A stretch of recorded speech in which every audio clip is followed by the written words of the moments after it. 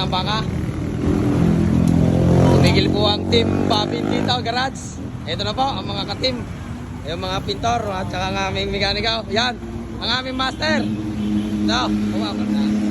At nabili po kami ng maglalaga daw ng kotit. Medyo malamig dito sa Tagaytay.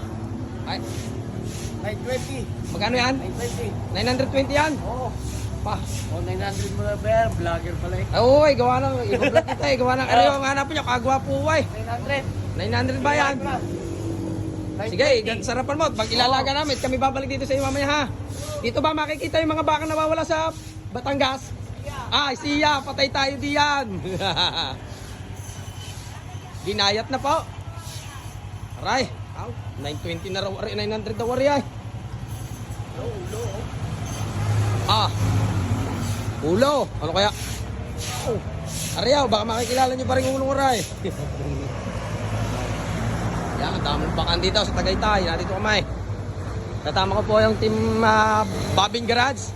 At iuwi na po namin yung aming rebuild na mapapabigay sa aming customer, yung phone driver. Sweet lover po yun. May Toyo Jowa yan. Shout out.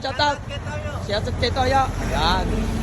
Dito lang po kayo bibili ng baka kay ano ito, Badilyo Kids ba? Yung gwapong lalaki po yun, may discount kayo 20.